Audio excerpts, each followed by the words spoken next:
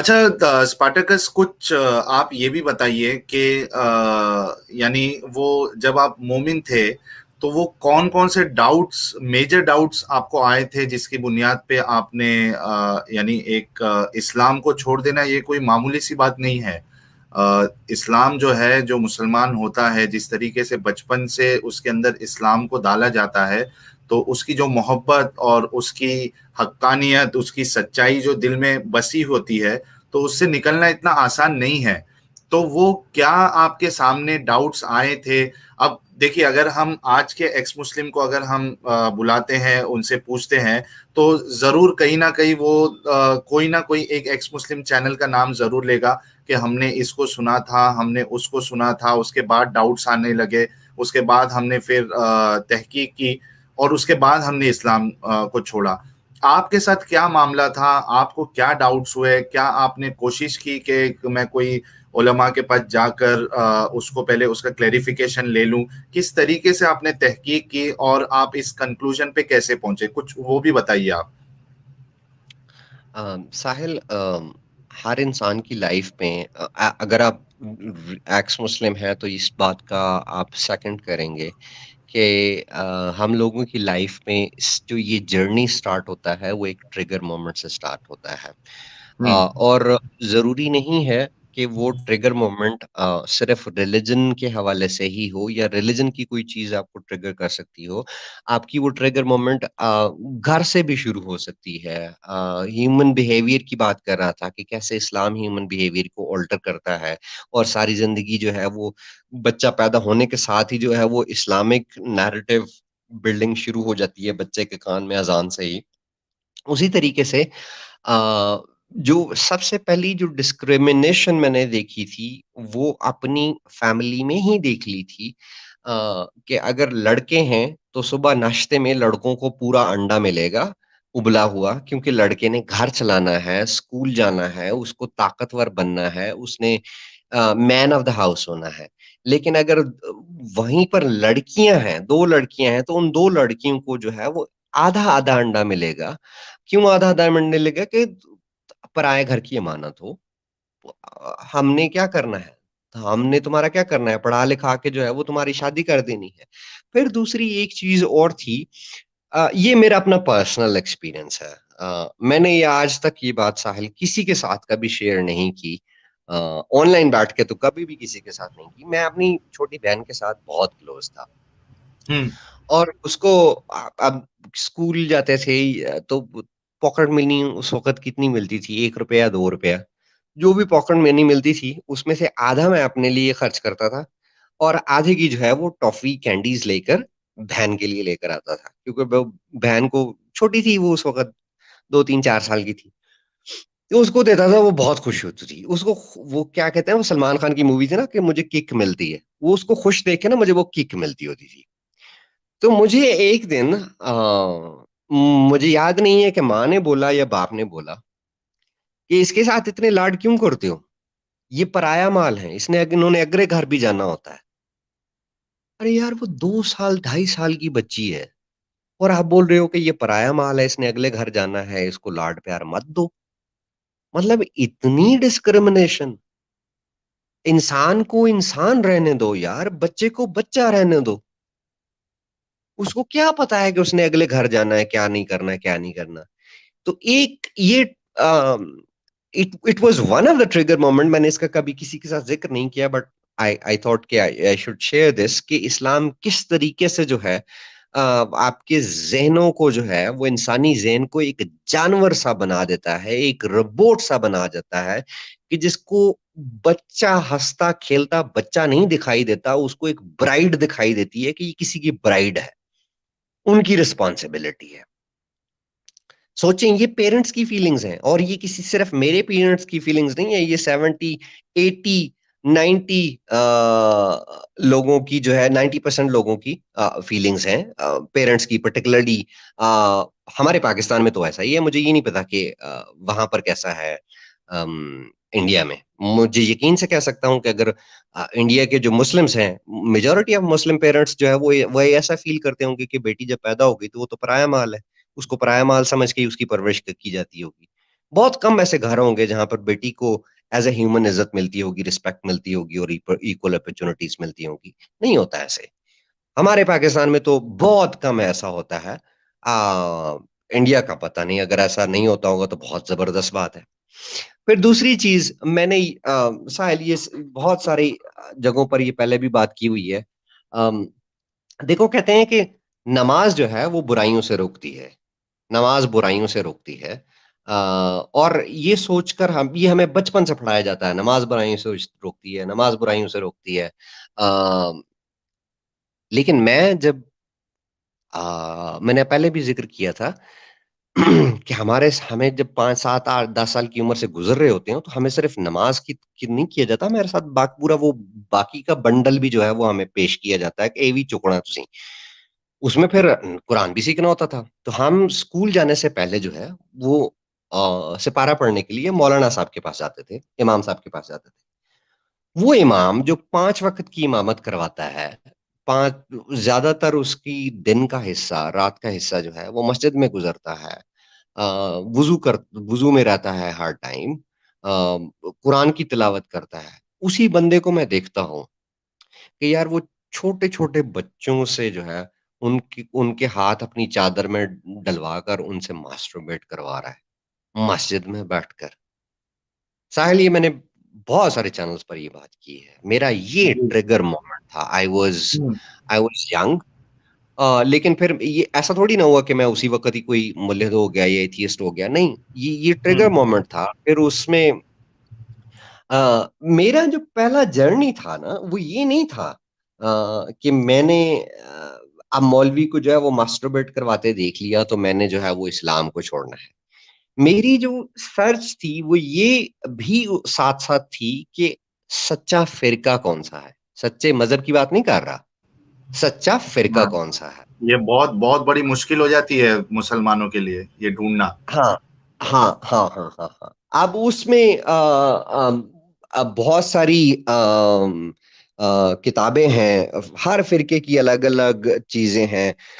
वो मौलाना अशरफ अली थानवी की बहिश्ती ज़ेवर है। फिर बहारुल अनवार है उनकी क्या कहते हैं हमारे जो शिया दोस्त हैं और सबसे बड़ी नहजुल बलागा है। आहाहाहा! क्या किताब है। अगर आप किसी दिन नहजुल बलागा पढ़ेंगे ना तो आप हज़रत अली की वो बोंगियाँ आप पढ़ने को मिलेंगी जो आप आइंस्टाइन को भी वो पीछे छोड़ जाता है। स्टीवन हॉकिंग को भी वो पीछे छोड़ जाता है। हाँ, हाँ, वो हज़रत मौला अली जो है ना वो बहुत बड़े साइंटिस्ट थे। उनको तो नोबेल हाँ। प्राइज़ अब मिलना चाहिए। किसी ने शायद नहजुल बलागा नहीं पढ़ी। पर इस तरह की मतलब फ़िरकों की किताबें पढ़ी। इवन कि मैंने अहमदियों पर, कादियानियों की जो है वो उनके ऊपर काफ़ी स्टडी की। मिर्ज़ा गुलाम अहमद कादियानी की उसने शायद 84 बुक्स लिखी हैं, 84 या 86 बुक्स लिखी हैं। लेकिन उसमें से मैंने कुछ ही पढ़ी थी, रूहानी खज़ाइन पढ़ी थी।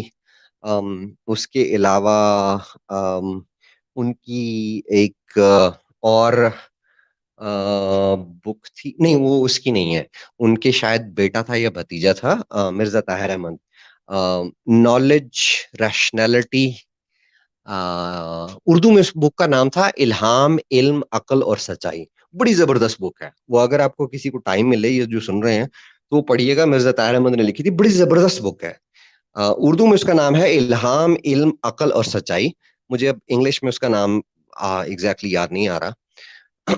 वो पढ़ी, स्टडी किया।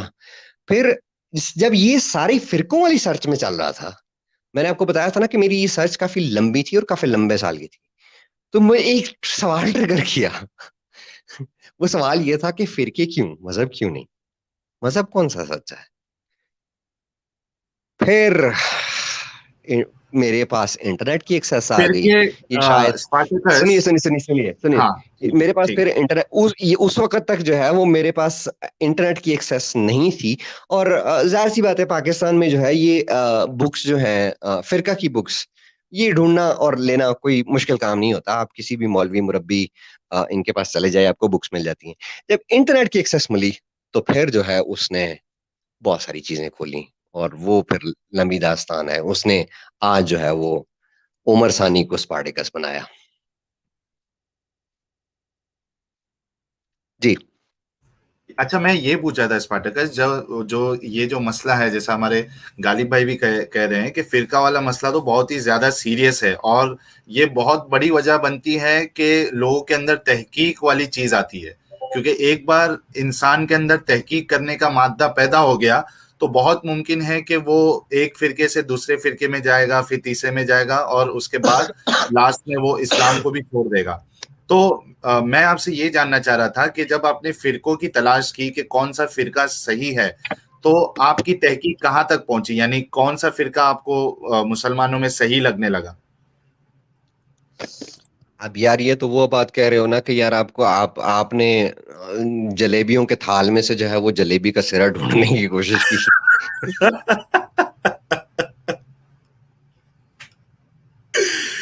तो कोई कोई ऐसा लगा भी या नहीं लगा कि ये इस्लाम के बहुत ज्यादा करीब है?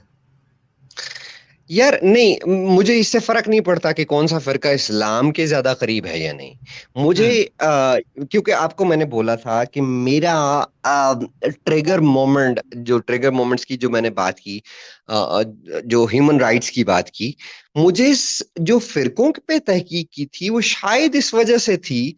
ये शायद इस वजह से, मतलब मेरे कहने का मतलब ये है कि ये वजह भी थी कि मैं ये देखना चाह रहा था कि ह्यूमन राइट्स किस फिरके में सबसे ज्यादा है, कहां पर डिस्क्रिमिनेशन कम है, कहां पर जो है वो कौन सा ऐसा है जो ह्यूमन नेचर के क्लोज है, और रैशनैलिटी के क्लोज है। कोई ऐसी बातें जहां पर आपकी इंसानी अकल जो है वो तस्लीम करती हो। मतलब वो स्टोरी ना हो कि यार वो एक अल्लाह के अर्श के नीचे एक फरिश्ता है और वो उसकी शक्ल कुकड़ जैसी है और कुकड़ उसको देख के जाने देते हैं, मतलब ये वाली बकवास कम कम हो उसमें। मुझे कुरानिस्ट वाले जो है वो थोड़े बेटर लगे थे, लेकिन कुरानिस्ट वालों की फिर प्रॉब्लम ये है कि वो फिर जो है ना वो आए बाएं शाएं उसमें बहुत हो जाती है, क्योंकि कुरान खुद एक लूली लंगड़ी किताब है।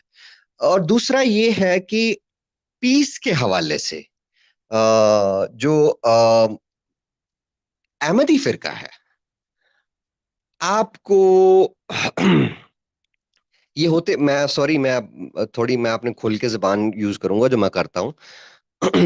ये किसी बाकी मुस्लिमों से काम हरामी नहीं है, लेकिन टेररिज्म के मामले में इनकी जो है स्टांस बहुत मुझे अच्छा लगा।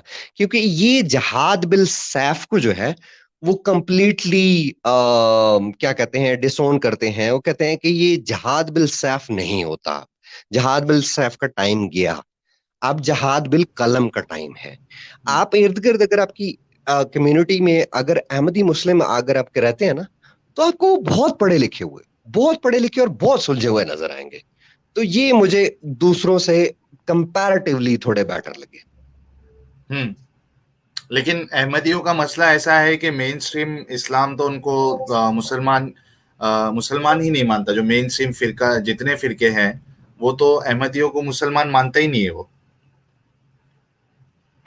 वो तो भाई वो तो एक लंबा टॉपिक चला जाएगा ना। वो तो मानते ही नहीं है। और फिर दूसरी बात ये है कि फिर उनके अपने अंदर बहुत सारी प्रॉब्लम है। मैंने अहमदियों के अगेंस्ट भी एक वीडियो बनाई थी। उनकी अपनी जमात के अंदर बड़े बड़े प्रॉब्लम्स हैं, बहुत घोटाले हैं। देखो यार, रिलीजन हो, फिरका हो, कुछ भी हो, एक बात तो जो है ना वो गारंटीड है कि ये सारी चीजें, रिलीजन, फिरका, और क्या कहते हैं जो कल्ट फॉलोइंग है, पावर पावर पॉलिटिक्स के लिए होती है। आज अगर आप उन अहमदियों के खलीफा को देखें तो मेरे ख्याल में वो ब्रिटिश पीएम की इतनी सिक्योरिटी और इतना प्रोटोकॉल नहीं होता होगा जितना उसका होता है। ठीक है, और इनके अंदर अपने बहुत ज्यादा प्रॉब्लम है। इनके जो है ना वो अपना ही एक अलग से सिस्टम है। इनका अपना अलग से इतना कॉम्प्लेक्स सिस्टम है, साहिल, कि अगर एक, आप suppose you are Ahmadis, you are Qadiani, अगर आप किसी नॉन अहमदी से शादी कर लेते हैं ना, तो पूरी की जी। पूरी जमात, पूरी की पूरी जमात, दुनिया में कहीं पर भी कोई भी अहमदी होगा, आपका नाम हर मस्जिद में अनाउंस होगा कि साहिल के साथ बॉयकॉट जो है करना। पूरी जमात का कोई ताल्लुक नहीं है। हम्म। साहिल ने जो है जमात की जो है वो खिलाफवर्जी की है। मतलब ये मेंटल स्लेवरी है, जबरदस्ती की मेंटल स्लेवरी है ये, मेंटल। कैद मैं करके बता रख ही नहीं दिया है। सकता यार। हाँ, ये तो भाई बहुत लंबा लंबा चलेगा। इस टॉपिक पर अगर कहोगे ना, तो ये अहमदियों के ऊपर मेरी एक अच्छी रिसर्च है। और इनको मैंने करीब से ऑब्जर्व किया है। किसी दिन अकेले सिर्फ अहमदियों पर स्ट्रीम रख लेना, मैं इनके पोल भी जरूर खोल जरूर। दूंगा। जी चलिए, आप आगे बढ़िए फिर। अभी जो इस्लाम के बारे में किस तरीके से आपने यानी आपके अंदर जो डाउट्स बढ़ता गया, वो आप कंटिन्यू करिए। डाउट बढ़ता गया, इंटरनेट आया, रिसर्च हुई, और उसके बाद जो है वो फिर अम, एक जो सबसे बड़ी डिफिकल्टी होती है ना, साहिल, मुझे लगता है मैं किसी दिन पूछूंगा और आपको भी बताना पड़ेगा कि क्या आप इस फेज से गुजरे हैं, और अगर इस फेज से गुजरे हैं तो आपने उसको कैसे टैकल किया। I would like to know your experience as well.